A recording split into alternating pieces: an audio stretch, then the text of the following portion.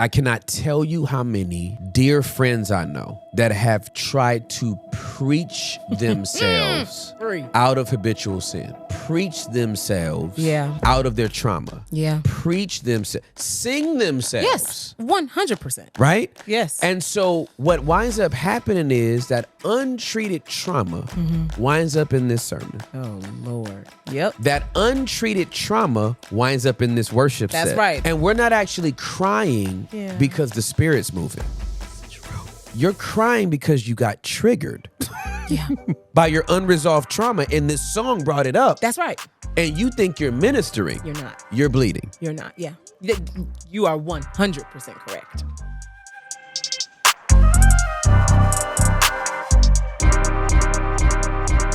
But see, I don't know if people know. No, they don't. That although it's a basement, it's bougie. Is it bougie? We used to be at Four Seasons. It's okay. Eating That's true. Potato fries, bro. That is very true. That is very true. That was our basement. I don't know about nobody else. I can't talk for nobody else. Yes, absolutely. But our basement we had was salmon wraps. That's exactly right. Listen, is this my camera? That's your camera. Listen, every time I got that text that we were gonna have our one-on-one at Four Seasons, sign me up, bro. Because that salmon wrap is fire. Whatever we talking about is cool. And you didn't have to pay for it. Listen, didn't come out of a dime. Tears all in my plate.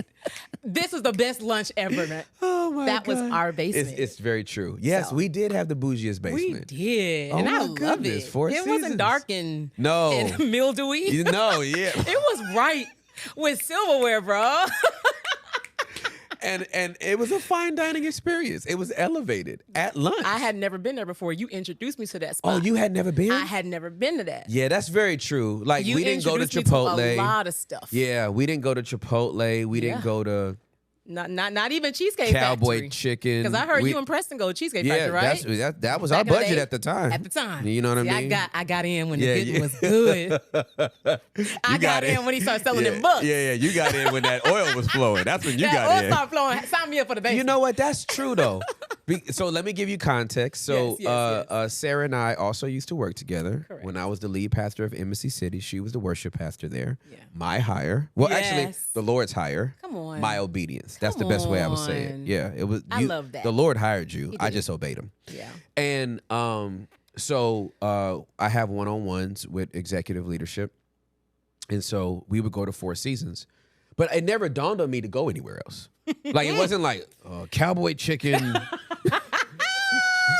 Yeah. You want to consider, like, who am I taking?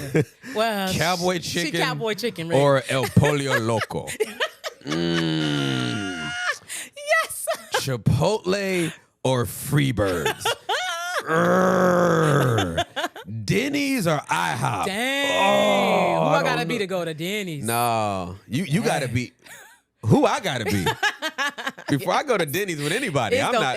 We ain't going nowhere. Bruh. No, Just no. text me. So I guess I am really bougie because we went to Four Seasons. Consistently. Consistently. It wasn't just a one-time thing. No, it bro. wasn't like, hey, I just hired her, and so No, I this want to was make a sure she regular knows I honor her. Tuesday. This. Yeah, sign me up. I'll meet you there. It was a regular Tuesday, and we were at Four Seasons. It's true, I'm bougie. Yeah. I've never tried to hide that though. Oh no. No, I've never tried to hide you that. from the Yeah, beginning. You've been I'm saying bougie, that. Yeah. and I just am. Yeah. It just is. I've known that about you. I've survived the hood, and so now I don't have nothing to prove. I don't. Nothing to defend. No. Nothing to protect. That's No. Lisa Nichols for you. Yeah. Yes, I love it. So, where this conversation is right now, Yeah. we are going to help thousands of church leaders I hope so. and expose thousands of church leaders. And I don't mean that in a That's- bad way. No. We need exposure. God catches you to keep you. Yeah. That's right. He doesn't catch you to expose you. No. We expose ourselves Mm-hmm. when we escape being caught. Ooh. Yes. So I want to go slow here because I cannot tell you how many dear friends I know that have tried to preach themselves Free. out of habitual sin. Preach themselves Yeah. out of their trauma. Yeah. Preach themselves, sing themselves. Yes, 100%. Right? Yes. And so what winds up happening is that untreated trauma winds up in this sermon. Oh, Lord. Yep. That untreated trauma winds up in this worship set. That's right. That little 3 minute verbal. Yeah. And we're not actually crying because the Spirit's moving.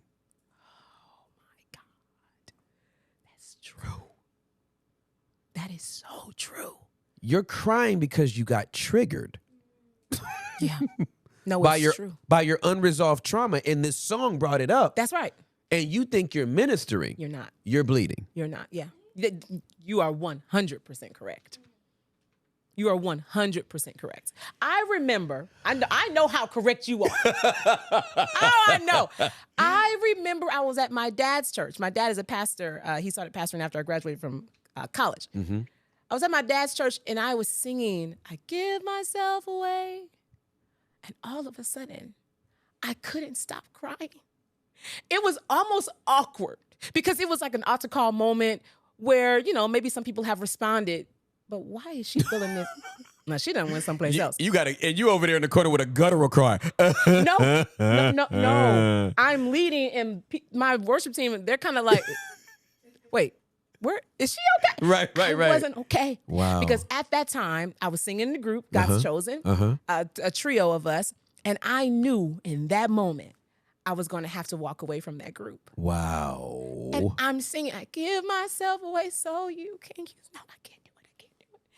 I am like having a visceral reaction to this song that I have nothing to do with these people. Right. I don't know what y'all doing here. You ain't even leading them. It's just me and the Lord arguing. It's just me and God arguing in my head. My life is not my own, but why not though? But right. It is my own. Right. To you I belong. I give myself. No, I don't want to do it. Yep. I don't want to do it. Yeah. And so somebody could have been out there like, oh, wow, she's so spiritual. No, she is having a whole argument about rebellion. That's what she's doing. That's what she's doing. Right. Yeah. I've been there. Yeah. You have to deal with the issue off the platform. Yes.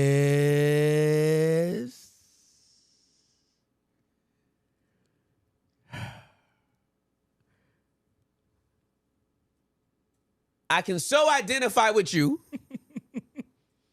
because I had a situation with someone in ministry that left me with a wound.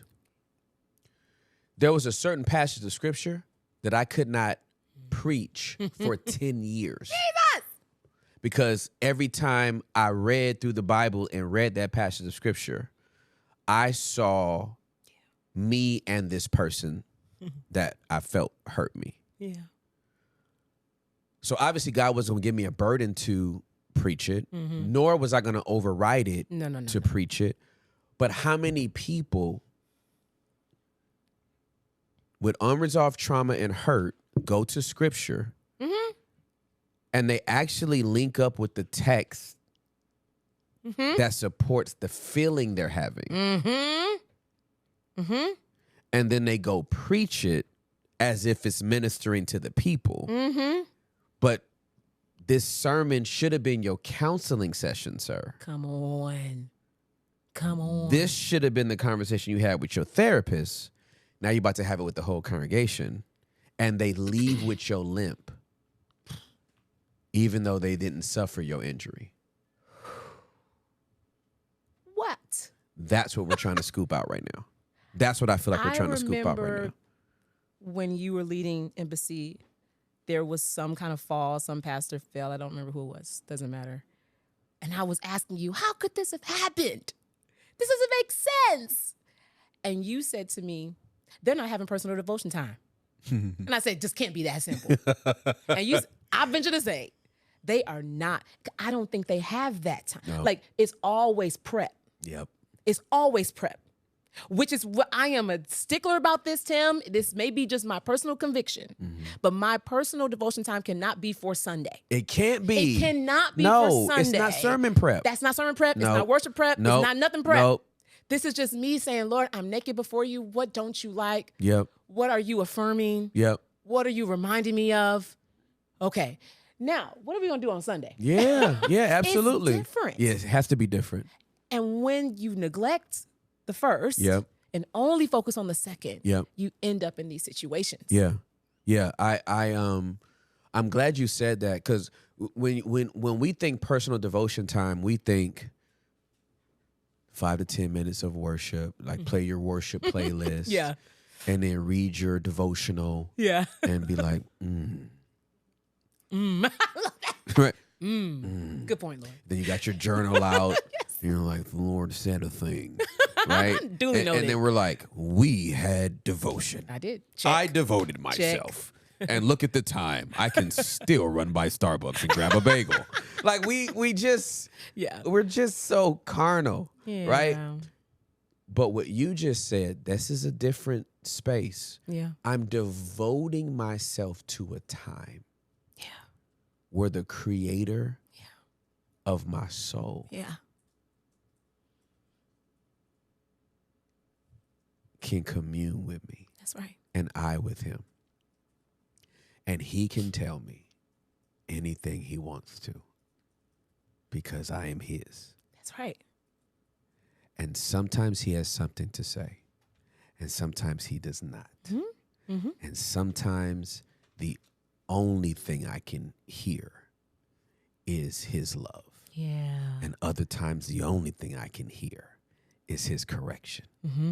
I'll tell you what that time has never included: him talking to me about somebody else. No. Ever.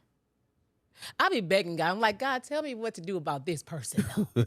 I heard what you said to me, but can you tell me what to do about them? Guys, I'm not concerned with them. Absolutely correct. I'm concerned with you. Absolutely correct. Absolutely correct. And so to have that space is beautiful, but when you don't have it, it comes out. It does. Oh no, I've been around. There are some discerning people that can see it. Oh, absolutely. The vast majority can't. But there's always that one mother or sister. Some places like, you okay? Yeah, something off. Something's off. Yeah, something is off. I saw you up there crying and worshiping, but what them tears about? Yeah. You sounded angry in that praise break. Yeah, some. Yeah. I mean, you told us to pick him up and put him down, but what we picking up? And yeah. Who you mad at? You right, know? Exactly. So what was that journey for you? What was that journey like for you to navigate? Like, I got all this. The only place I can be. I got all this doing. I gotta be. Yeah. Cause that B followed. It sounds like that B followed little Sarah into her adulthood. Oh, 100%. I'm a full-grown adult. I honestly give the credit to my husband. He got me together. Wow. Still getting me together. Wow. Love him. Yep. But he's almost the polar opposite of me in this way. He just bees. That's it. There's no performance. Yep. There's no achievement. Yep. There's no long list of to-dos. And he saw that. Like I told you, there's always certain people that can see it. Yeah. They don't congratulate it. Yeah. And he got me together. Yeah. Like, I see what you're doing. Yeah. And I don't see the virtue. Wow. I know you got a hand clap. Wow. And maybe even a check in the mail. Wow. To say good job. Wow. I don't see the virtue. Wow. He's amazing. And it's so convicting because I'm like, no, I'm doing this for the Lord. I'm doing this for Jesus. And he's like, no, you're not. You're doing this for yourself. And you just baptized it. And to that, what do you say? Okay. And little by little, it started to chip away. Little by little, I was given courage to say no to things, to opportunities, to applause, to checks. Yeah. No. I'm not going to do it because I don't really feel like the Lord is telling me, or I don't feel the leading, like something's missing.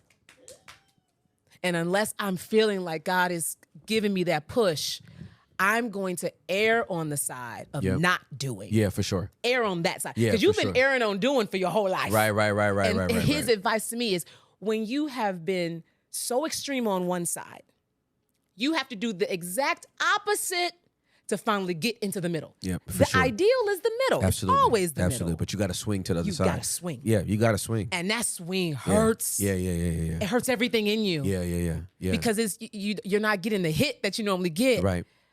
That adrenaline rush that you normally get. Yeah. So you have to, that beauty of the mundane. Yeah, absolutely. Tim, you have blessed me. That's what I'm saying. I'm a conglomerate. Right. You have blessed me when you preach that sermon about the beauty of the mundane. That's what my husband was trying to get to.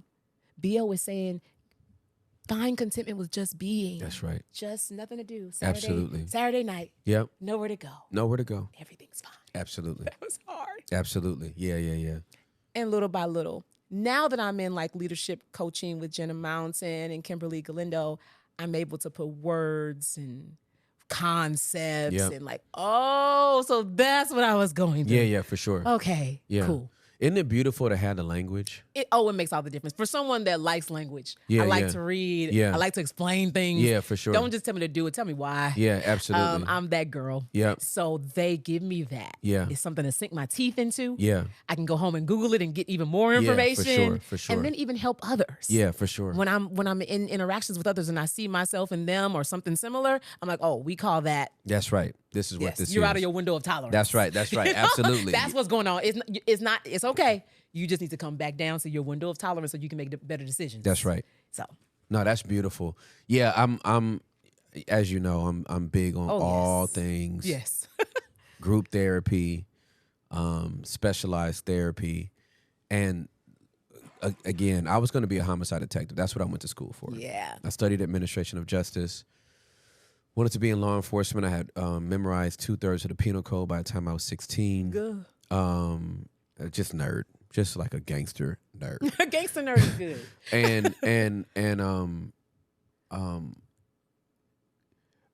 also the specific thing that I wanted to do tied to law. District attorney.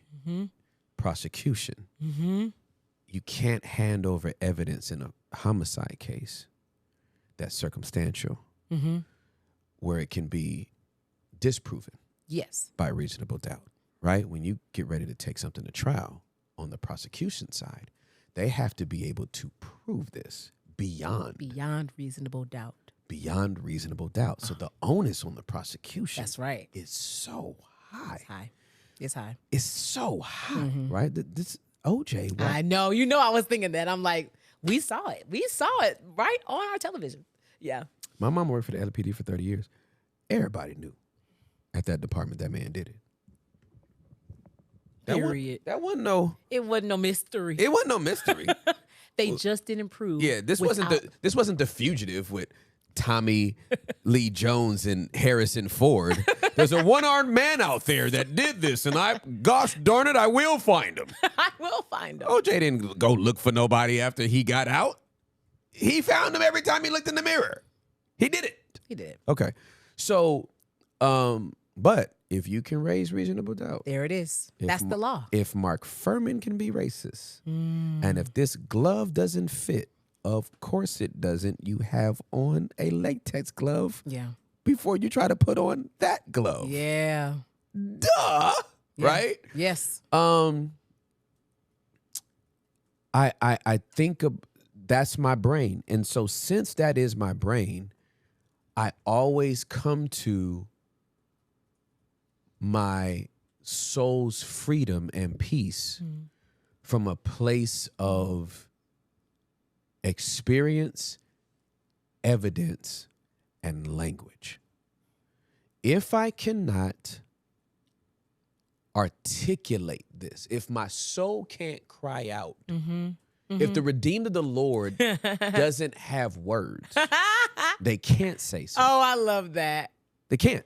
I love that. They literally literally cannot say. They literally can't say so.